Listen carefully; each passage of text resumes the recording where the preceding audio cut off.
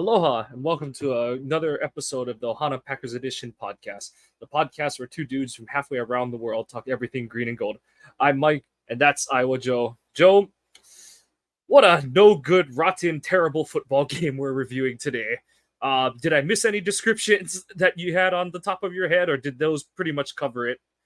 Gross, shitty, ugly, despicable. I'm sure there's other ones out there, but yeah, it wasn't good, and even Matt LaFleur was kind of pissed off in his after game or post game press conference because he said it right. All three phases just sucked, and if you want to look at it optimistically, they sucked, but they still put up 22 points. And they still held them down to 24 points and, a last second field goal. But they should have never been in that position anyway. But ugly, yeah, gross. Gross is the one that I go to more often than not, so that's probably mine. Yep, I think there's going to be a lot of bad in this one. Not many bright spots today. And you know what? Honestly, LaFleur, I get that you have coach speak and stuff like that, but 2/3 of this thing, that's on your back. One, because I thought he called a crap game on offense, and two, that's your defensive coordinator that's out there blowing this game. And I know it was only 24 points, but this is an opponent that averages 7 points per game. But no, and I get that, but I mean, yeah. They're going to try to look at it from any point of view that they can get. And, they only gave up 24 points and they only did this and they only did that. And, he's without his starting cornerbacks and he's without his starting this. And so they're going to give him all the excuses they can get, which as Packer fans and Packer content creators, we're all sick of it. We're tired of hearing the same shit over and over again. So, yep. I don't know. I agree to a point that LaFleur's play calling was shit. I think he tried to go to the well once too many times, and that's what happened. But I thought overall some of the ideas were solid. It just, and I hate using this word because it's major coach speak, but just the execution didn't happen right. I know we'll get into a little bit more later, but like the one double reverse throwback to Love for the pass, Zach Tom got knocked off his feet and pushed into AJ Dillon and it disrupted the play, tremendously. You can't blame him for giving it a try. But the execution just wasn't there because your right tackle gets blown up and thrown back into, the middle of the play. Yeah, that honestly was one of the ones I wasn't totally upset about. It was more using the same look and running the same play out of it every time, i.e. yeah, and stuff. But, we'll just get into the offense. Like you said, it's going to be a lot of just shooting a dead horse at this point on this one. But after a month plus of really good play, it was a bad night at the office for Jordan Love. This is going to be one where it's hard to say how much of this is a burn the tape game for him and how much of it is like he needs to learn from this one. I just thought from the onset he looked uncomfortable, jittery in the pocket, antsy, whatever. It just looked like he was expecting pressure when there wasn't any to begin. You saw it on his second and third throw of the game where he has Dobbs for what should be an easy first down conversion. And same thing for, he kind of just yanks it into the dirt on the one to Dobbs out in the flat. And then the throw to Wicks, I think, kind of rushed it and kind of I don't know, it looked like his cleats dug into the turf and he kind of yanked it too after that, trying to just overcompensate and stuff. But I thought he was just kind of breaking pockets that didn't need to be broken tonight. Looked like he was rushing through reads and stuff. And I get that Martindale is a coach that lives off of pressure and stuff, but I didn't think that coverage wise the Giants did anything in particularly special tonight. I just thought Love just reverted to some terrible habits today, and that's where we'll never know, but that's where I do question some of the game plan ideas because I feel like LaFleur went into this game thinking two things: I don't have my deep threat, and the Giants are going to get pressure, so I have to do everything at the line of scrimmage, and everything has to be a horizontal play. And the reason I don't like that is you're asking Love to be a precision passer, which he's been better the last month, but it's never going to be his game to be a pinpoint accurate passer.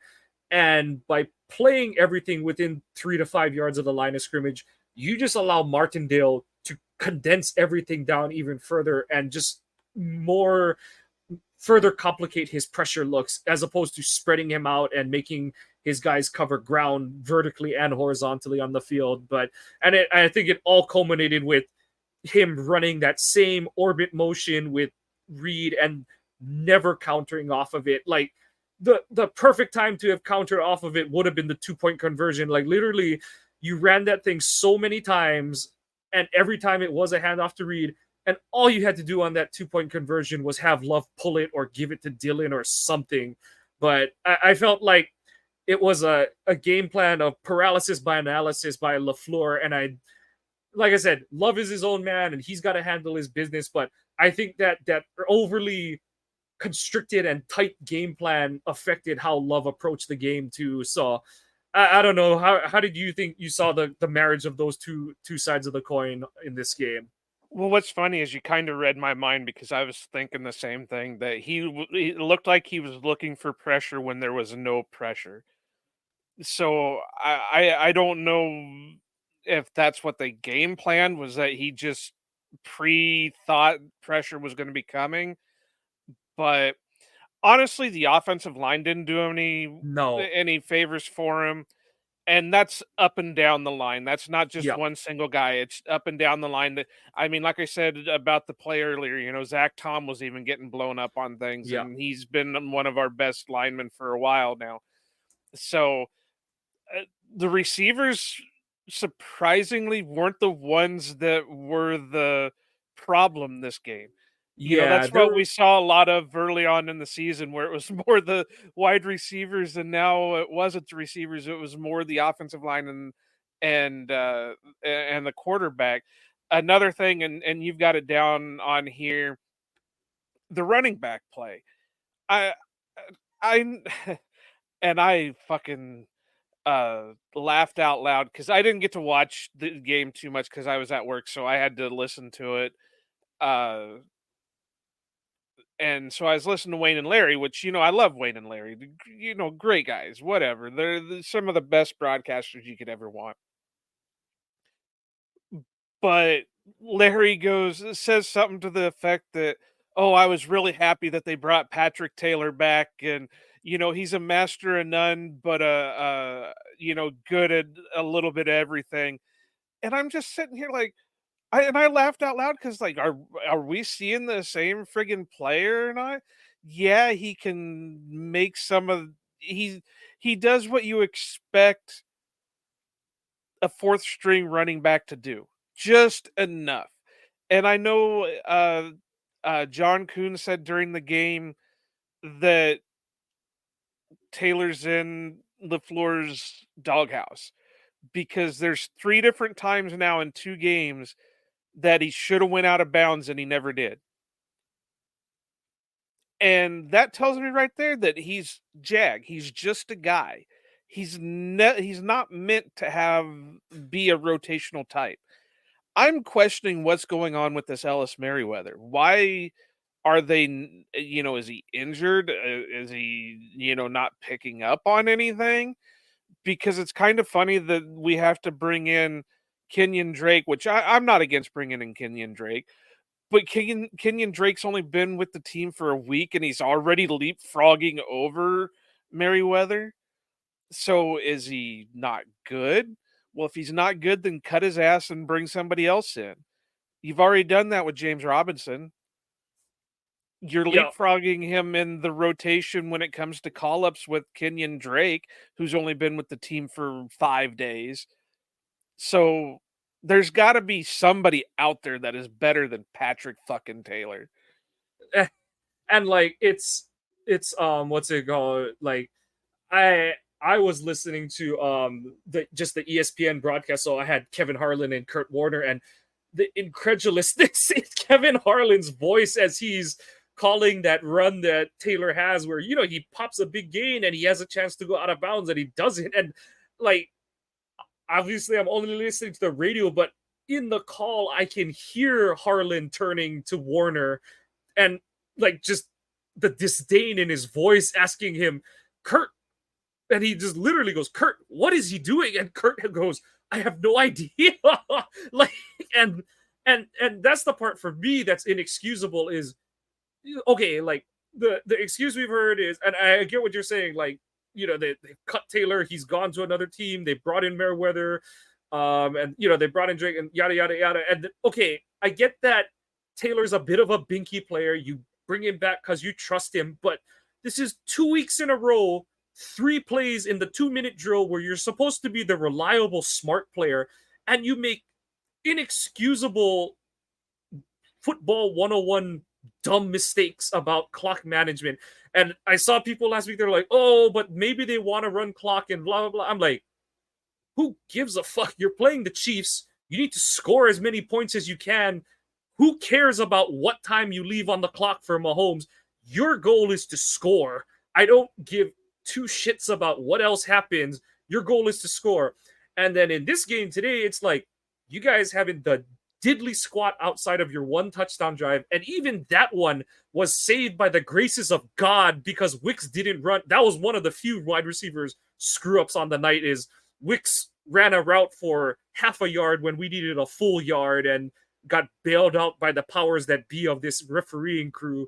But yeah, like, that to me, like, that, those are the kind of things that I can't stand. As you know, like I said, I didn't, my football quote unquote career doesn't mean a damn, because I never even started in Vars or anything like that. But as someone who wasn't overly athletic, who never was gonna get by on physical talent, and had to always play the mental game of, like, I know the whole playbook, I know what every position is supposed to do, I know the concept of every play, I know what we're trying to, you know, quote unquote, trying to accomplish on any given situation. To make that kind of inexcusable mistake 2 weeks in a row is just infuriating to me. And like I said, it fully pulls into question, if that's the guy that you're counting on to be the smart, heady player, then what the fuck is he doing out there? Like, I hate dropping that many F-bombs in one sentence on one person, but it's like, it just doesn't, it does not compute. Like, I do not understand what we're trying to do here. And well, yeah, that's what I mean. There's got to be somebody else out there.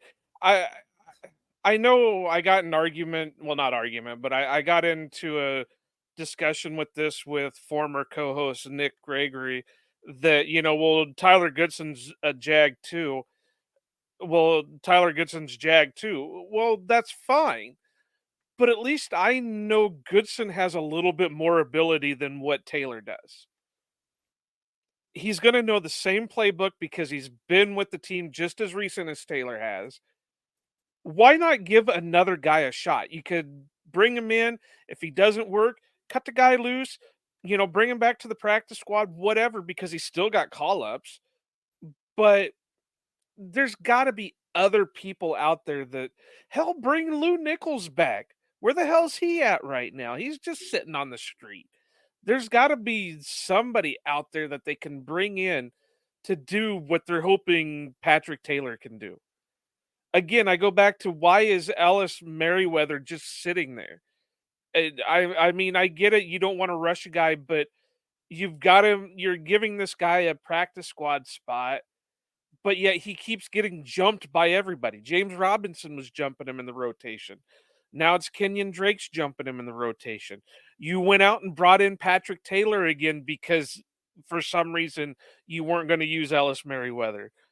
So what's he doing? You can't prepare for him next year, because if you can't trust him now, you can't trust him next year. Yep. You got to see what you got with him.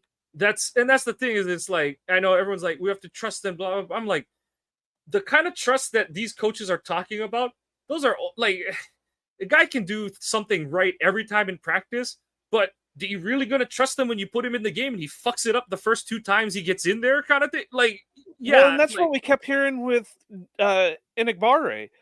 He wasn't doing the right things in practice. He wasn't doing the right things in practice, but the minute they put him out on the field, he was doing the right things out on the field. yeah. So, uh, it was just one of those games where, like I said, it was disjointed all the way through. There were, uh, the if you want to put the silver lining on tonight, the thing that I'll give love is, the outcome hasn't been what you wanted it to be for him, except for the Saints game, which honestly, this game was incredibly similar to, in terms of how that game went and how it end. Just, like the ending was just off in terms of, did you make the kick or did you miss it, kind of thing. But the like, I do like that. He might be playing a shit game the whole game, but if he's in it at the end, he does look like a guy that you've got a chance. And yes, I know he did it again. He made it happen against the Saints. He blew it against the Raiders. He blew it against the Broncos, but made it. And he and the whole offense blew it against the Vikings the first time they played. But you know, you can only say good things. That, look, he put his team in position to score 3 times. Anders, we'll talk about him, blew one of the kicks, and he did score the touchdown to put the team up late in the game. And that's my silver line. That's like the only silver lining I've got on this game tonight, is that, like, And yeah, I got to give him credit that he also has a short-term memory, yep, because he yep, didn't let the interception get to him. He didn't let the fumble get to him. He still stood his ground in the pocket. Did he look good there? No, but he still, it wasn't like he went yeah, out there gun shy after that stuff yeah. happened. Like those 2 throws that he makes to Heath at the end of the game, like, I mean, it's the whole, like, okay, we need the rest. We need the rest of the game. It doesn't have to be at that level, but those 2 throws he makes to Heath in the end zone, the one that probably should have been a touchdown, and then the one that was a touchdown, like, those are 2 A++ caliber plays. And Even the throws he made to Torrey and Dobbs that didn't end up being touchdowns were still yeah, well-placed balls. yeah, yeah, And the one with Torrey, the only reason why it wasn't in the right spot was because he had a defender in his face. yeah, If he would have been able to get rid of it a little bit sooner, that'd have been a touchdown. yeah. Aikman did a really good job breaking that one down. That is like, if Jihad Ward isn't there, that's a touchdown, because he's like, you throw it right there. And, Yep. I know, like, you see people like, that throw is late. I'm like, what's he supposed to do? Throw it off Ward's helmet? Like, come on, like. But yeah, it's frustrating as all hell. And like I said, I totally accept that Love is gonna have games where you're just like, is he just banging his head off the turf, kind of things and stuff, because that's part of the growing process. But like I said, my whole thing is, the guys that should be the relative adults in the room, like you said, the O-line let him down today. The O-line, the left to right, and even like Yost didn't have a good time when he got put in. I don't think Ryan played enough snaps to really do it, but Jenkins got pushed into him on the throw that he had to, the other throw he had to Toure into the end zone. Runyon got runned over on that one sack. I thought Myers actually was okay. Like, he had some flash plays, and I didn't think he had any plays where he really, like, just blew it up. Like, he's had those couple of plays the last few weeks where it's like, oh my God, he's terrible. But I thought Myers actually played a pretty quiet game. And like you said, and I thought Tom was good outside of getting, and even on that trick play, like, it's one of those where it just was a microcosm of the whole game, because I'm like, unless he, like, just shoves Tucker Kraft in the back, I don't know what he's supposed to do on that one. Like, that one just showed how kerfuffled this whole game was tonight. But yeah, like, it wasn't a good day in the office for the O-line. And yeah, I felt like LaFleur, like I said, I think he overcompensated for Watson being out, and just was like, if Wink did what he did to Rodgers last year in London, what's he going to do to Love today, kind of thing. And I felt like the game plan was, after spending 3 weeks of just opening it up. And, and like I said, those were 3 good defensive fronts that they faced the last 3 weeks. And I get that Martindale brings extra pressure, but I thought that LaFleur called this was one of his scared money, don't make money kind of games. And I like you said, there was attempts to take some of the burden off of Love, but I thought he went too far in that direction, and in the end it got Love out of rhythm, and like he just needed to trust your quarterback at some point. Yeah. He went to the well one too many times. Like you said earlier, he was running the same play from the same look multiple times, and you can't do that when you're running trick plays. If you want to run trick plays, the whole point of it is the keyword trick. You have to trick the defense into believing something happens. Well, if you're given a guy like Wink Martindale the same look over and over again, you're no longer tricking him. Yeah. So, yeah. And the only thing that I'll disagree with you on, or not disagree with, but maybe have an excuse for with the Dylan didn't get the ball enough for on our show notes is I got to believe it's got to be something to do with the groin. More, I put that more out of frustration, but you're right. Like I just looking at him, and I got to give him he's probably going to be my MVP just because he's giving them all he's got at this point. You can tell that groin and some other stuff is nagging him, but he had some of the few bright spots on offense too and stuff. And it's just a bummer that he's also dinged up right now, because another bit of mad irony is like he was having some success today and they could have used like even a 90% healthy Dylan at this point. And I know I appreciate that he's giving them all he's got at this point, but unfortunately, like they needed other guys to carry the water and they couldn't today. But from the side of the ball that was disappointing, that was, I don't want to say surprisingly disappointing, but like a disappointed father in their child who spilt the milk one time. Now we're looking at the kid who always screws things up, and that's Joe Barry's defense. And tweeted it before the game, and I was like, the only part I'm wrong on is that it wasn't Saquon Barkley who had the yardage, which I'm sure is where, I'm sure that's where Barry's gonna hang his head. He's like, oh well, yeah, they had 6 yards per carry, but Barkley only got 4 yards per carry, and we held him in check kind of thing. But it's like, I tweeted about this after the game, so like it was surprising how similar the endings of both Monday night games were, where the road team scored to go up 1 late in the game, and then had to stop the opposing offense with a minute and change on the clock. The Titans with Mike Vrabel do not let the Dolphins, a much better offense than this Giants offense, get to midfield. Barry it takes 3 plays for the Giants with a third string quarterback who's getting talked up because he makes stupid Italian hand signals and lives on his parents' couch. Whoa. Wait a minute. Let's not disrespect the There's Italians nothing wrong with it for guys like us, but when it's getting highlighted, not letting the mafia come to my door. So whatever is being said is by Mike Kawano in Hawaii right now. The mafia doesn't know how to find the middle of nowhere, Iowa, anyway, so you're safe too. Don't say that, because this is a history lesson, but Kansas City was a big mafia location. Right, that's true. So, yeah. So that's a hop and a skip and a jump, but hopefully they end up in Indiana instead of Iowa. But these viewpoints are of Mike Kawano in Hawaii from this moment on. But I tweeted, I said, so you have one coach who preaches like, make the play, be the aggressor. And then you've got Barry with his, just keep it in front of us. Just don't let him make the big play. And it's like, dude, the only big plays your defense hasn't really given up this year are true vertical shots. But every other type of explosive, I don't think Barry admits that explosives are 20-yard pass plays and 10-yard rush plays, because I tweeted it. I was like, like instead of slamming the door shut, Barry's like, I'm going to leave the barn door, the garage door, the patio door, the side door, the kitchen door. I'm going to leave them all open, but I've got a roof over my head, so I don't care what happens otherwise. And it's like, it does. And like Paul Noonan tweeted it, he's like, they've got 2 timeouts and 90 seconds. You can't play prevent because, and that's the thing is, it's like a field goal kills you. Like, you can't play this like this is some sort of like they've got 20 seconds and no timeouts. But well, the big stat that really makes me mad because there should have been no reason for it. There is 0 sacks.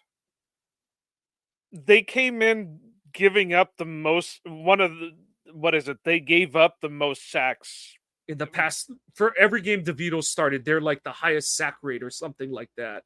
And there's no sacks from a guy like Rashawn Gary, from Preston Smith, Lucas Van Ness. Nobody's getting a sack on this guy. And the part that's frustrating, and I know that people who defend Barry for reasons I do not understand in this world, is they're going to put it all. And yes, the players have to be more disciplined, but to me, that is a philosophical thing from your coordinator, because what have we seen the past few games against Justin Herbert, even Kenny Pickett to an extent, because he can move, and obviously Mahomes last week. We saw guys who were pretty judicious about staying in rush lanes, staying disciplined. And tonight it was almost like, and I can't say that it's all all 10 guys who rotate on the defensive front that just said, well, buck it, we're just going to go hog wild and do whatever the hell we want.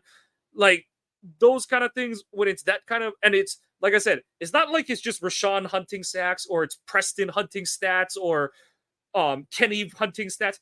It was, everybody was just like, because they were there. And I know that this is going to be one of those stupid games where PFF's going to be like, well, they had pressures on 60% of DeVito's dropbacks or something like that.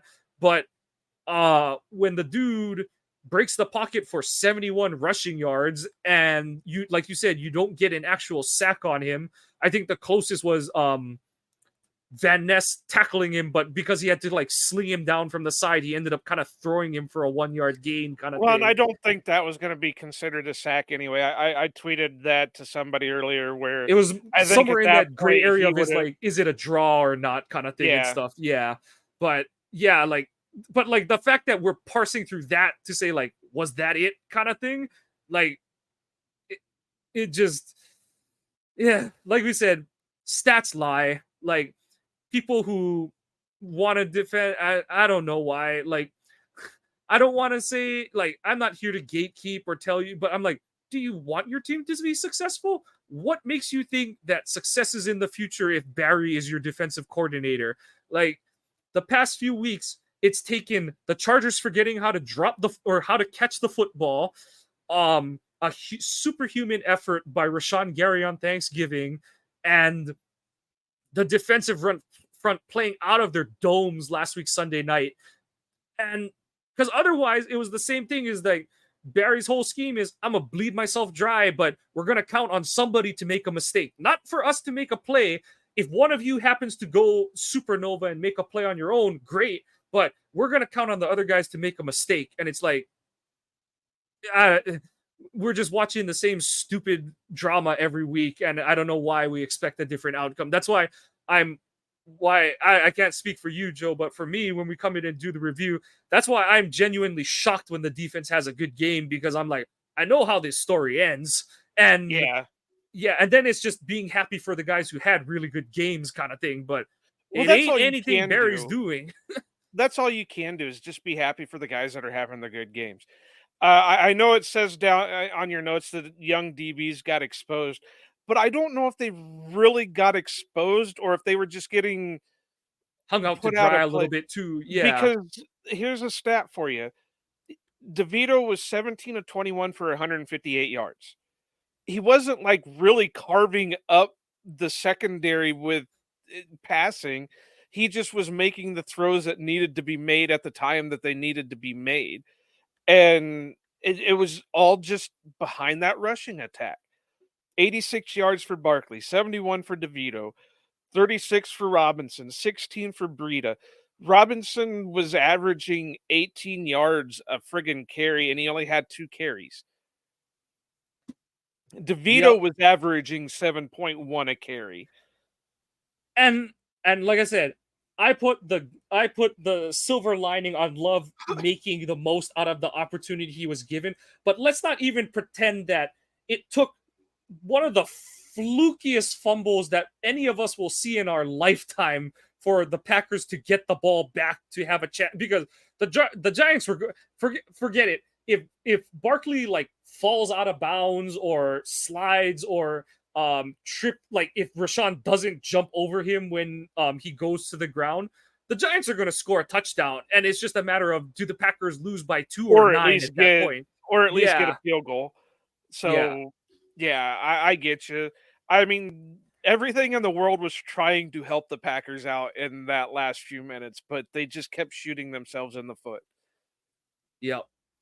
So, like And we I said, really got to say that even some of the defensive linemen were kind of stepping up. You know, Slayton was looking decent. Slayton was having a hell of a game tonight. Kenny Clark was looking decent. Even for the most part, Devontae Wyatt was looking yeah, pretty good. But it just, they weren't like culminating together.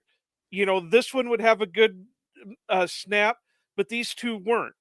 And then yeah, these two were having good snaps, but this one wasn't. So they weren't like culminating together. yeah. Like it was like I keep saying, everything was a microcosm of how this game went. But like you said, like this team, like, you know, everyone talks about like, why are the best teams the best teams, and it's because they can play complementary football. And Barry isn't a complimentary, he's a hanger-oner, as Charles Barkley would say. Like, his whole defensive scheme is, you got to have an offense that's going to put up 30 points a game, and I'll just hold the other guys to 24 or 27 or less. And if we're scoring 30 and they're scoring 27, I'm doing my job, kind of thing. But it's like, the moment that you need his defense to do something for you, it's like fat chance kind of thing. But yeah, and like I said, the only reason I keep bringing it up is because that's a reflection on LaFleur. And fair or not, right or wrong, whatever, that's your hire. That's your choice to keep him around. and it's not And just LaFleur. It's been LaFleur. It's been McCarthy. They keep getting these guys that run this major bend don't break systems, and they keep it's like the whole. How do I want to put this? It's like they draft guys who are tremendous athletes but don't fit the system. So then they have to like put a round peg in a square hole when it comes to these systems. And it just doesn't work. And not that we have bad players. We have a right. lot of good players. We have a lot of great players, but Yep. this whole system just is not working for them. It like, and that's where like the lack of discipline is. Like, you know, people are like, oh, but isn't that on the players? But I'm like, if you're told like, just, you know, hold the line, hold your water kind of thing for the whole season, and then you go into this game and it's like, guys, we're gonna get pressure, and it's like, oh, okay, like, so I can go batshit crazy this week. And that's what, like I said, that's what all of them did. And that's where I say, yeah, like, yes, you know, there's certain fundamentals that are should be ingrained in every player and all that kind of crap and stuff. But at the end of the day, when your whole defensive front isn't maintaining gap integrity, that's a coaching problem. Like, you know, if it's just one guy, then that guy sucks. Like, or that guy can't get it between the ears, or he can't physically do it. But if it's the whole thing, the whole operation is a failure, that's on coaching. And that goes up the chain of command to, like I said, it's his scheme. And above that, Barry is LaFleur's choice. And, you know, we talk about, you know, like we'll go over this in the offseason, depending what happens and all that kind of stuff. But if they're really expecting to make a push in the near future, especially like before Murphy goes out the door and all that kind of crap, I just don't understand how Barry can be part of that equation. But we'll beat that horse.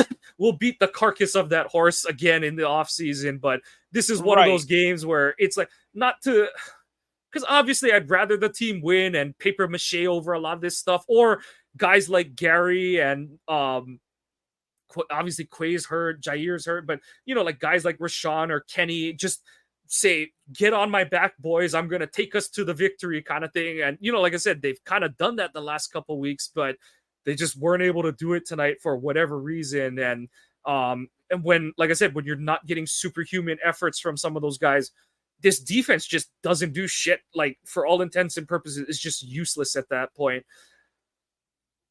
And then, as bad as the offense was, as bad as the defense was, you cannot then in conjunction have as shit of a day as special teams did today. And this was one of those games where if the Packers have one unit that was just average today, they're going to win this game by at least a touchdown.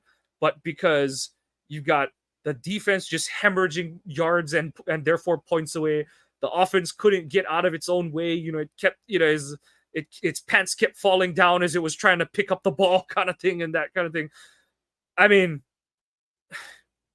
Keyshawn, you're awesome when you're on, but when you're off, you look like you have no idea how to play football sometimes. And I got to give him credit. He fully admitted he played like shit today. So, I mean, it's not like he was coming out and making excuses for it. He fully owned up to it.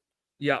But it's just, like I said, and I'm not here to bury him or anything like that. Like, him picking the ball up, that was what was one of the catalysts from last year. But it's like, you gotta understand the game situation. Your team is struggling. Like, just get the ball, just go in the fetal position. It's fine. Like, you already dodged the bullet, and then you went and blew the hand grenade up in your face anyway afterward, kind of thing. And then some of the penalties today, the way the refs started this game out, I have no idea what they were trying to do. Like, I thought it was a poorly officiated game to start the game. The call on Johnson Jr., Anthony Johnson Jr., I thought that was a terrible call.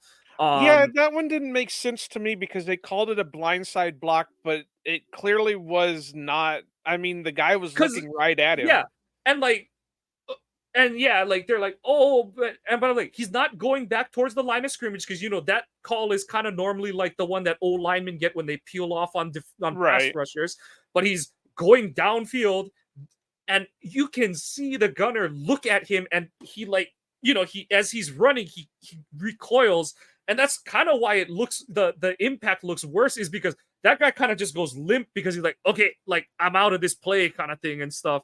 But I don't know, like, that penalty, and then the one that they call on Rudy Ford. We saw it in slow-mo.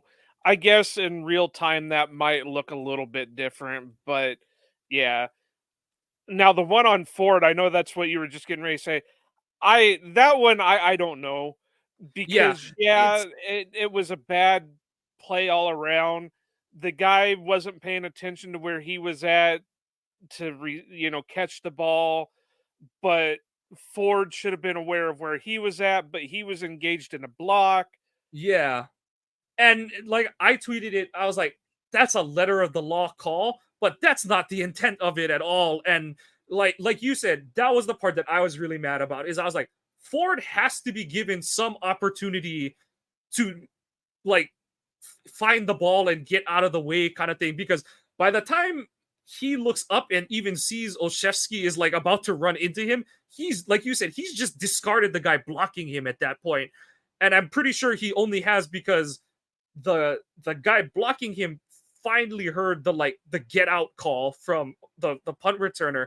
And so by that point, like, there's, and everyone's like, how does how would you know what the, I was like, okay, like, as sophisticated as certain things are in football, there's only certain, you don't have time to come up with a safe word for punt return.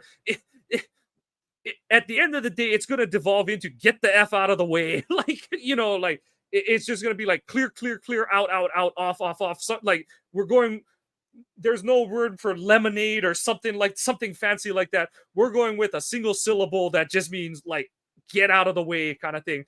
And so, and yeah, like, by that point, Ford is himself, he's like, oh, like, he's thinking like, oh God, like, where is it? I've got to get out of the way too. Like, and like, literally the only thing he can do is maybe dive, like, just in some direction, kind of thing. But yeah, like, I know that, like I said, I'm not complaining about it in the sense that, like, it shouldn't be thrown, because the Packers have definitely benefited from stuff like that. But it is one of those where it's like, feel like you're cheating the intent of the rule kind of thing and stuff. And we did get kind of a ball don't lie out of that one, because I'm pretty sure that's when they shanked the field goal after that one and stuff. But yeah, it's just one of those where I'm like, I feel like this ref crew was like, oh, it was a banner day Well, and I yesterday. think we got our revenge for the no call last week against the Chiefs, because that pass interference on Carrington was a little ticky-tacky, just to put it simply.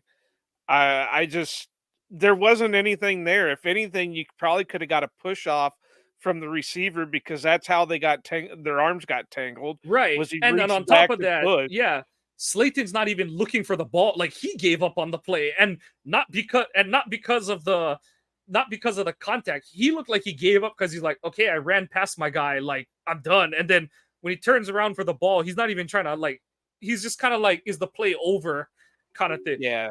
and stuff. So, but those plays alone did not lose it or win it for either side. Like, but it just kind of shows how, as the kids say, how drunk this game was today.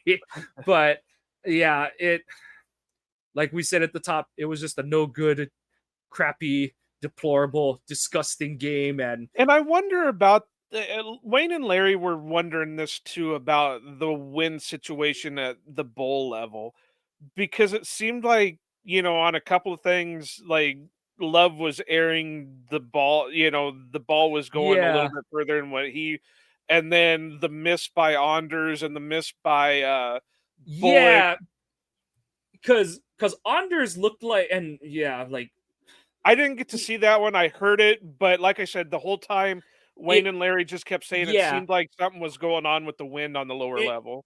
it had to have been. And I heard, I was reading different things, because some people were saying like, no, it shouldn't be, but other people were like, no, like, there's definitely, because Anders was doing that thing. You remember how Crosby would do it, where he would kick the ball like low, like Yeah, it, like you and I could go out and reach out and probably tip the kick kind of thing.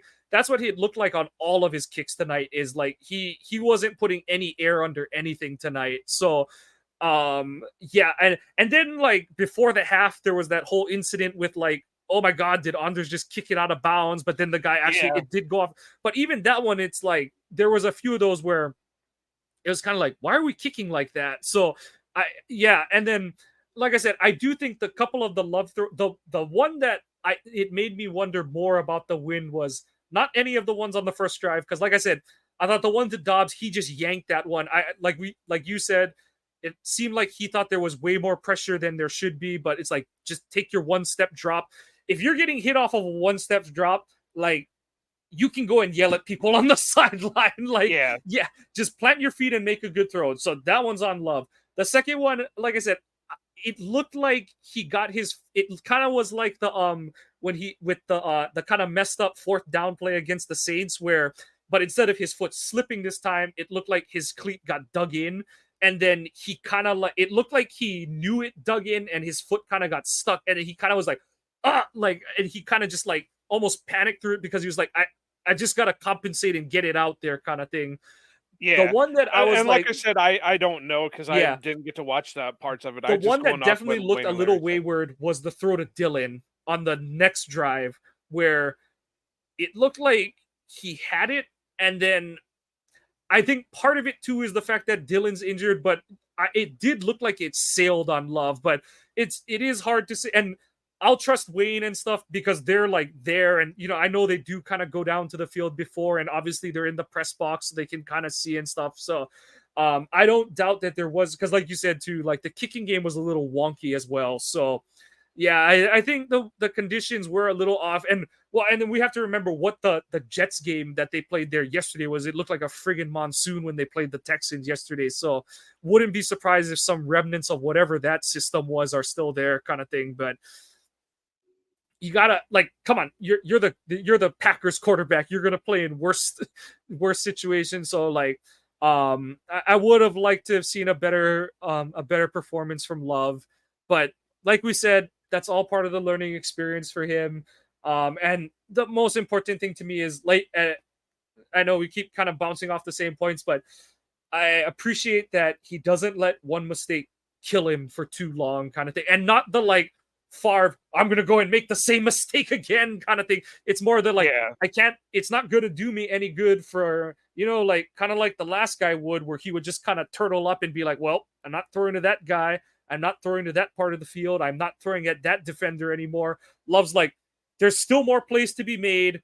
Yeah, I made a bad mistake on the last one, but I gotta go and try again kind of thing. And like I said, we've seen that throughout the season with differing degrees of success and failure, but I do think it is a good skill, mentality, whatever label you want to put to it. I do think it's something you have to have as an NFL quarterback in order to not just survive, but to thrive in this league.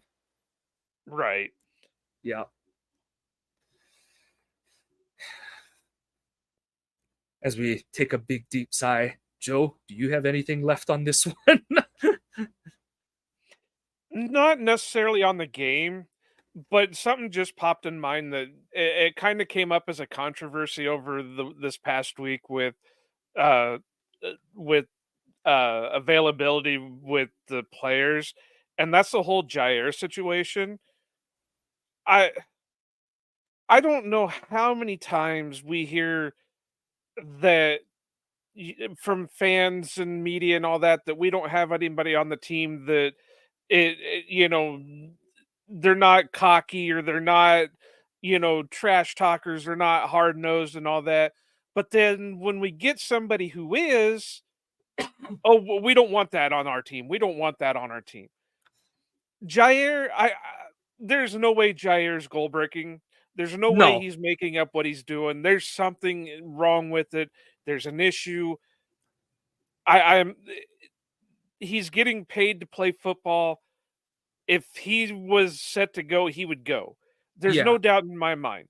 Just like David Bakhtiari. If there was any chance for him to play, he'd be out there playing. Yep. But there's not. But we all know how Jair's style is. He's flamboyant. He, you know, of course, I'm waiting for the day he comes in with like some kind of weird hairdo that looks like the old Flock of Seagulls hairdo. and and like Prince outfit or the Eddie Murphy raw leather outfit or whatever. I think he's already done the jumbo hat thing at some point too. So yeah, like, but I mean, you want it, but when we get it, you don't like it. Yeah. And I know Mike Daniels has been adamant on Twitter about this, that there doesn't seem to be anybody on the team that does. Well, we do have certain guys, but then when they get to be that way, the fans and everybody else don't want them. And like what hurts Jair, and from my point of view, is I'm like, do you and do so, but from his point of view, like when he's like, oh, like, why are you guys looking at me? I'm like, Jair, you're playing like shit right now. Like, you know, it looks dumb when you're playing like shit and you're doing all of your antics. It looks like we all love it when you're doing it and you're playing at fine to great kind of thing. But yeah, it's one of those, it doesn't bother me kind of thing. Like, like I said, I get irritated when you're doing all the gyrations and shit, but you're playing like shit kind of thing. Because then I'm just like, can you just play better? Like, whatever, like, and all. But I totally agree with you where it's like, he's like walking the fine line of telling you he's trying to be back, he's trying to be out there with his brothers, but like you said, for whatever reason, something just ain't clicking. You know, whether it's like he's failing the strength test at the end of the week, or the doctor is just not convinced that he's at the right point in the recovery, whatever. Like, as bad as this sounds, I'm just happy we're talking about his shoulder now instead of his back, because you can fix a shoulder. The back was the one that I was way more concerned about than this. So like, I don't care. Like, he's under contract for a couple more years. Like, he's gonna be a Packer, whatever. And I want him to be good. And I've said this about a lot of guys. I want guys like him, guys like Rashawn, they need to be great on the next great Packers team. Obviously, it would be, I'm sure I would give my left arm for all of them to be healthy all the time. But that's just not how it works. And yeah, like, I know that it doesn't matter what you and I say because these people who are making these kind of comments are going to say whatever they want. But I guarantee you that they're the same ones that if we traded Jair and he goes on to be another like 5-time Pro Bowler or All Pro, why the hell did we trade him? Like, that was the biggest mistake ever. It's like, just shut up already. Like, well, and the main clip that's been going around is I think the guy's name is Gary Ellerson and oh, Steve the Homer Truth. I got so well, they just need to be off the team. They don't represent what being a Packer is. Why don't they? I mean, and he then was even and then he he even said tried the to same thing backtrack about when Bakhtiari called his ass out on it too. Like, like Bakhtiari's like, "What do you mean he's being like David Bakhtiari? Like, it's the same yeah. as the Bakhtiari problem." And then Ellerson tried to say like, "I never said it was a bad, or I didn't say it, or I forget how he worded it." And Robin Adams was like, "He literally said it's a bad thing. Like, he literally said the words, 'This is a bad thing for the team.'" And it's like. But I don't get that. I Yeah. mean, yeah, I'm gonna get off my soapbox now because we need to move on. But it just quit complaining about stuff that you want. I mean, it's the same thing. Like if Mike Daniels were to walk through the door tomorrow, how many of them would be complaining that we have a guy running his mouth every week? Yeah. So and I just put like, and that's the thing with the show. I don't remember which shoulder he hurt and which one he hurt back in 2021. But if it's the same one, I like, don't think it is. I think they have okay, come out and said it's the opposite shoulder, so they're okay, not worried okay. about the. But even more so, it's like, okay, like they obviously like took their time with the other one, but now you don't want him to have two bad shoulders kind of thing and stuff. So yeah. But that's why I'm just like, I know this is gonna sound like, yes, I want this team to have as much success as it can this year, but unless every other team gets struck by lightning when they walk into the arena as they're about to play the Packers still might not beat the team that got struck by lightning. So it's like I said, yes, it would be awesome if they caught, to use the similar analogy, if this team somehow catches lightning in a bottle and just the whole like they're too young to know better kind of thing. Sure, it would be great to have Jair, and it obviously would be great to have Bakhtiari. We saw that tonight, but at the same time, it's like this team, the chances of that happening are like less than 1%.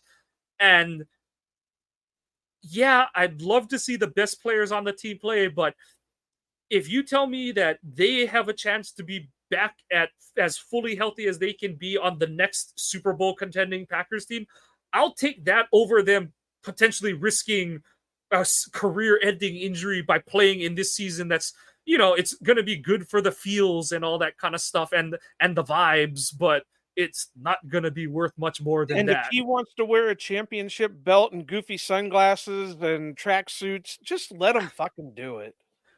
Half this game is mental anyway, and like I said, it looks dumb when like he's injured or he's not playing well, but Jair is one of those guys who's that it's that mentality where it's like, I need to talk to Eddie. He's going to talk to himself. He's going to talk to his teammates. He's going to talk to the opponent. He's going to talk smack to the ref, the cameraman and stuff. Like, he's just one of those guys. And like we said it all, like Leroy Butler said it all the time. You need as many Wayne Simmons as you need Reggie Whites on your team to have a championship roster.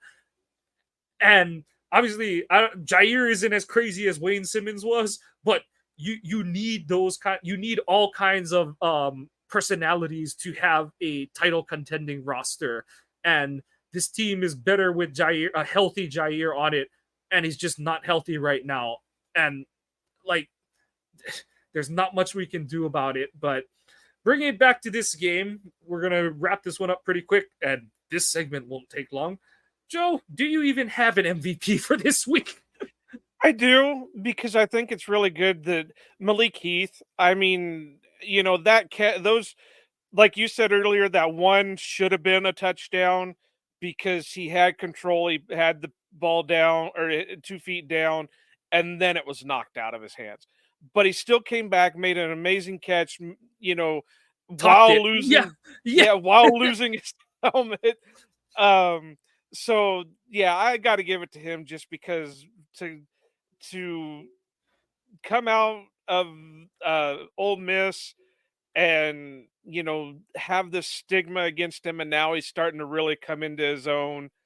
I got to give it to him. Yeah, no, he definitely deserves it. And I alluded to mine earlier. I'm gonna give some love to AJ Dillon. Like I said, he's obvious. I don't know if he's at 70% right now, but whatever he is, it ain't fully healthy because he's not.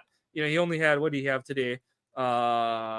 17 touches, which is honestly, if that feels way more than I thought it was watching the game. But I think he gave them everything he had tonight. Would have been nice to see it, his efforts rewarded a little bit better, but I mean, just didn't have enough guys who kind of left it all out on the field today. But LVP, think we're gonna kind of come down on it's just gonna be a matter of who, but I've got Joe Barry. Like we told you, the broken clock is right twice a day, and we've seen that a couple times in the last few weeks. And this game, this was the Pittsburgh game, this was the Falcons game all over again. Just a different shitty team on the road that we're facing, and you just let them steal you just let them rob the store with you behind the counter, and that's the Joe Barry experience. There's so many on the team that it could be, but I'm going to go with ESPN. um I get you had two games going on simultaneously, but if I'm watching one, I just want to see that one. I don't need you to shrink the screen and pop the other. I don't want picture in picture. If I want picture in picture, I'll do it my damn self. So I think Joe and Troy even kind of sounded annoyed at that because like obviously they're just watching the game out of the press box, but they do have like TVs next to them, kind of thing. And I forget, one of them made a comment. They're like, "Oh, like looks like we're sharing the air," kind of thing. And I know some people are gonna be like, "Oh, those two are full of themselves," kind of thing. But like, even those guys are like, we're on ABC, like, and they're on ESPN. Like, those guys know it too, well, and kind of thing. it's not like they're watching it on 75-inch TVs, they're watching it on little monitors. So Yeah, when you go from this big of a picture down to this big of a yeah, picture, it gets even harder to do your job. yeah, And so, yeah, that would be my LVP is, ESPN really, for one, there shouldn't have been two Monday night games scheduled at the same fucking time. right, But two, if I want to watch that game, I'll turn to that game. Don't make me watch it at the same yeah, time because with my uh, adult ADHD ass, I had a hard time concentrating on my game because it kept wanting to drift over, and I don't give a fuck about the Titans yeah. or the Dolphins or anything like that. So, yep, and I do feel bad for Scott Van Pelt taking some pot shots because it was always him, like, like look what's happening over on the other game. Everyone's like, Scott Van Pelt, not Scott Hansen, is not Scott Hansen. I was like, oh, leave SVP alone. Like, I don't think this is his idea. But yeah, it was honestly, like I said, it was just one of those nights where everything felt like that, where nothing, it was everything was just off kilter and no good and blah. So we're gonna put a bow on it tonight, but just a programming note.